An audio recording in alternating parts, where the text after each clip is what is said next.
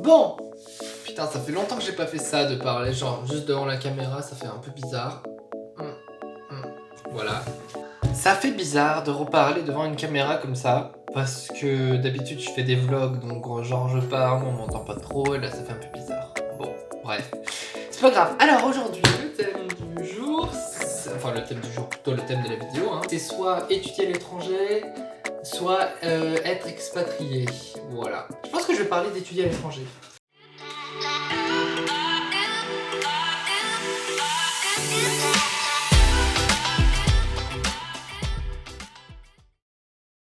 Donc, ma situation, donc je suis en master Erasmus Mundus. Alors ça s'appelle exactement MER, qui veut dire Marine Environmental Resources.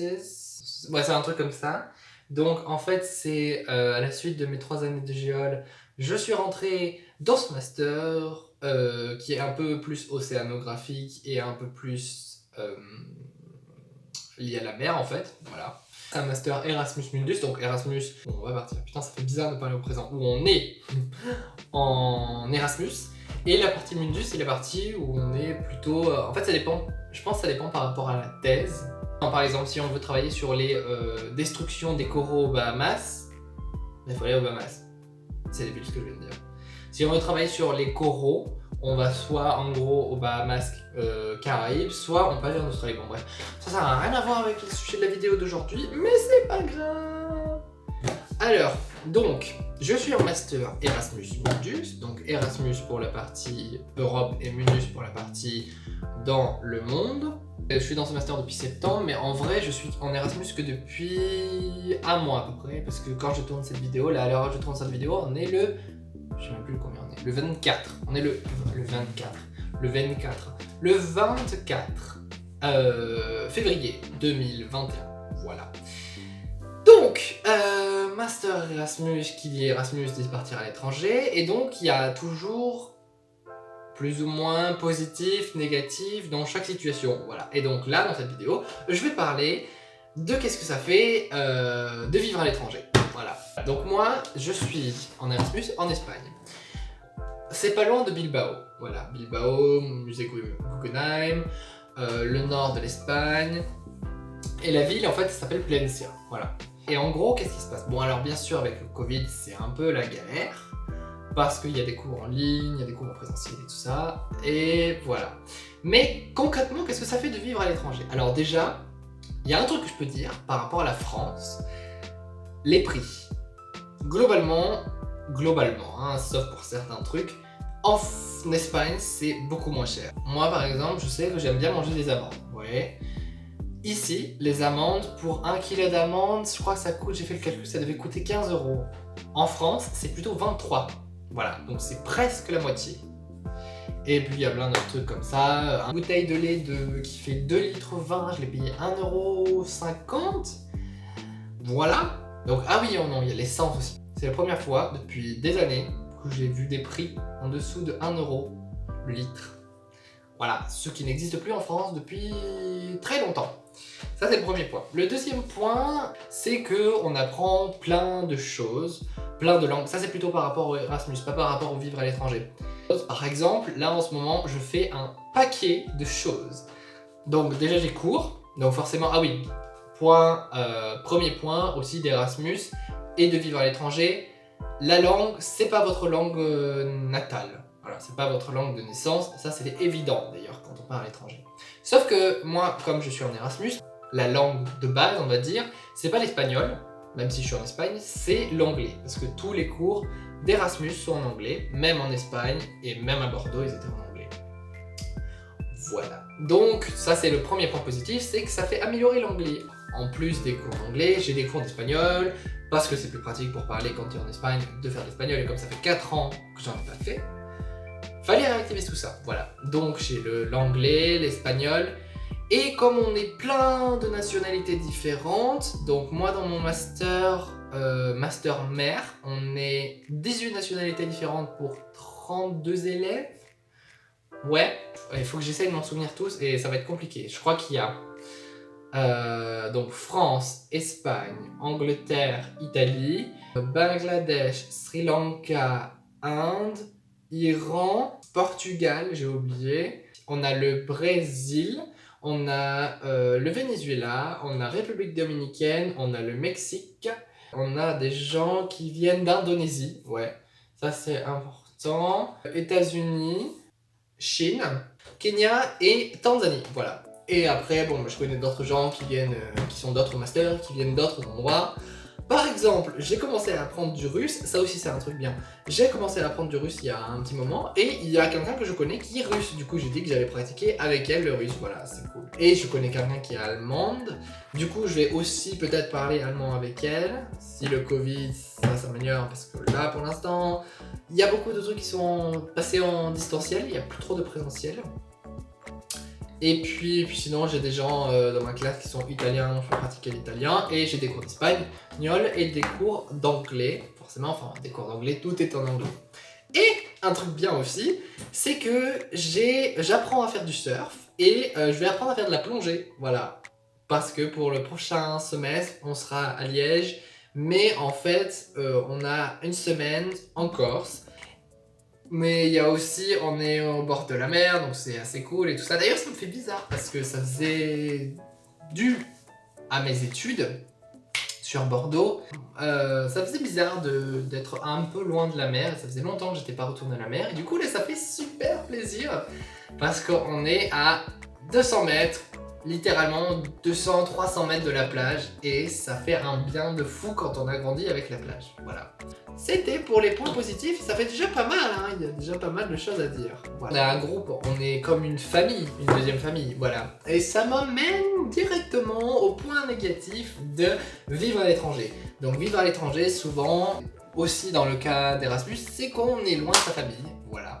Ça, bah, malheureusement, c'est sûr que quand on part étudier ou part vivre à l'étranger, en fait, on est forcément, sauf si les personnes nous suivent, on est loin de sa famille, de ses amis, de ses anciens amis, bien sûr. Et dans mon cas, de sa copine, voilà. Et alors, il y a un deuxième point, mais alors ça, c'est un peu bizarre. Un deuxième point que j'ai constaté, un truc bizarre, c'est-à-dire que maintenant, parce qu'en fait, là, dans cet appart-là, que vous avez visité d'ailleurs dans la vidéo précédente, tout ça, il faut savoir que je suis donc avec 2 personnes espagnoles et une française. Mais pour qu'on se comprenne tous, on parle soit anglais, soit espagnol la plupart du temps. Et malheureusement, le problème c'est que quand on parle anglais en permanence pendant longtemps, eh ben, il arrive des trucs bizarres. Des trucs, des mindsets trop bizarres, des trucs, le cerveau il fait des trucs bizarres. Par exemple, l'autre jour, je cherchais un mot en anglais, et au lieu que la traduction de ce mot me vienne en français dans ma tête, j'avais le mot mais en espagnol. Voilà, du coup ça fait des trucs très bizarres qui fait que des fois, si on parle trop longtemps, c'est pour ça d'ailleurs qu'il faut continuer, et c'est pour ça d'ailleurs que je continue de faire plutôt des vidéos, c'est pour pas oublier qu'il faut aussi que je parle français et pas uniquement anglais, parce que sinon, je vais chercher mes mots encore plus que des fois ça m'arrive de chercher mes mots actuellement là pour vous parler. Voilà. Si vous allez vivre pendant longtemps à l'étranger, surtout, il faut que vous trouviez une personne, ou que ce soit un pote, que ce soit un amant, que ce soit un ami, que ce soit la famille, ce que vous voulez, à qui vous parlez tout le temps dans votre langue maternelle, parce que sinon, il est possible, vous n'allez pas oublier votre langue maternelle, ça c'est un peu débile, voilà, mais vous allez oublier peut-être des mots de vocabulaire précis, des choses comme ça, et vous allez devenir très bon dans la langue dans tous les cas. Donc il faut continuer de parler, ça c'est mon petit conseil astuce. Voilà. On peut se sentir seul, ouais. Ça peut être un point négatif parce que bah, quand on vit loin, et même si on vit avec des gens géniaux, même si on a plein de potes, même si les cours sont super, il y a quand même des moments où on se sent un peu, bon c'est un peu comme tout, hein, des moments où on se sent un peu seul, voilà. Un peu triste, mais c'est pas vraiment triste. D'ailleurs, en parlant de ça, regardez, j'ai fait un truc, ça là. En fait, ça c'est un pixel, un year in pixel. Donc en gros, c'est chaque jour, tu mets l'émotion du jour. J'ai quand même ma copine de remplacement qui est une plante en fait, voilà. Donc là, que j'ai appelé Lazy. Pourquoi je l'ai appelé Lazy? Parce que la première youtubeur que j'ai suivie sur YouTube, c'était Denise. Et j'aime beaucoup Lena Situation. Du coup, je me suis dit, vas-y, on fait un mix. Au début, je l'avais appelé Lena. Et après, je me suis dit, non, vas-y, on fait un mix entre deux noms. Et du coup, ça a donné Lazy. Et je me suis rendu compte qu'en fait, en anglais, ça veut dire paresseux. Ce qui est plutôt approprié pour une plante en vrai, puisqu'elle bouge pas, donc elle est paresseuse, voilà. En fonction, par exemple, les horaires. Ah si, putain, ça c'est un point négatif aussi. Enfin, un point négatif. Ça peut être un point négatif, les horaires. Quand vous partez dans un pays étranger, alors en général, il n'y a pas trop de différence, mais là, comme je suis en Espagne, il y a une différence. Par exemple, quand j'étais à Bordeaux, souvent les cours, le midi, ils finissaient maximum à midi 20, voilà. Ici, les cours à midi finissent à 13h30, voire 14h.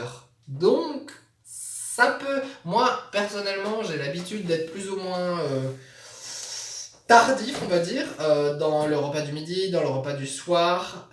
Donc, ça me dérange pas trop, même si 14h, 14h30, tu commences à avoir faim un peu, même pour quelqu'un qui mange tard. Mais ça, je sais que ça peut être un point négatif pour certaines personnes, donc voilà, ça c'est un peu les points négatifs. Qu'est-ce que j'ai pas dit de plus? Je crois que j'ai parlé à peu près de tout ce que je voulais dire. Hein. Point positif, point négatif, de vivre à l'étranger. En tout cas, si j'ai un truc à dire par rapport à ça, à mon avis, c'est si vous avez l'occasion. Alors là, je parle plutôt en termes Erasmus. Si vous avez l'occasion de partir en Erasmus, faites-le. Parce que, alors même si vous allez peut-être, ça va faire bizarre, parce que moi ça m'a fait bizarre, on doit tout, pas réapprendre, mais genre on doit tout réadapter un petit peu. Vous allez rencontrer sûrement des gens différents, avec un état d'esprit différent. Vous allez voir des choses différentes, vous allez pouvoir expérimenter des choses différentes, par exemple la plongée. Pour moi, ou le surf, même si le surf, en vrai, j'en avais déjà fait. Et surtout, ça va vous apporter, en fait, vraiment être un enrichissement culturel, social, sociable, et tout ça, voilà. Et bien écoutez, j'espère que cette vidéo vous aura plu. Si elle vous a plu ou si elle vous a pas plu, je sais pas, voilà, c'est gentil, merci de l'avoir regardé en tout cas. Et si jamais vous voulez retrouver d'autres vidéos, vous pourrez les trouver. Alors je sais jamais si elles s'affichent là ou si elles s'affichent là. Pour retrouver d'autres vidéos, donc j'ai des vidéos... Alors si vous voulez regarder, j'ai des vidéos sur le master, si ça vous intéresse. Je fais un peu la promo du master machin merde. Si vous voulez, j'ai des vidéos sur des passions, j'ai des vidéos, j'ai des vlogs. Et si jamais vous voulez retrouver ou vous abonner, lâcher un like, mettre en commentaire ce que vous avez pensé. Si vous faites un Erasmus, ça peut être intéressant. Si vous pensez faire un Erasmus et que vous avez des questions, n'hésitez pas à me les demander en commentaire. Voilà, et si jamais vous voulez retrouver ma chaîne, vous l'aurez sûrement sur la gauche ou au milieu ou quelque part par là, ci par là. Voilà. Je vous dis à la semaine prochaine pour une nouvelle vidéo, un nouvel épisode, un nouveau vlog peut-être épique ou je sais pas trop ce que je ferai, voilà. Salut, bisous bisous.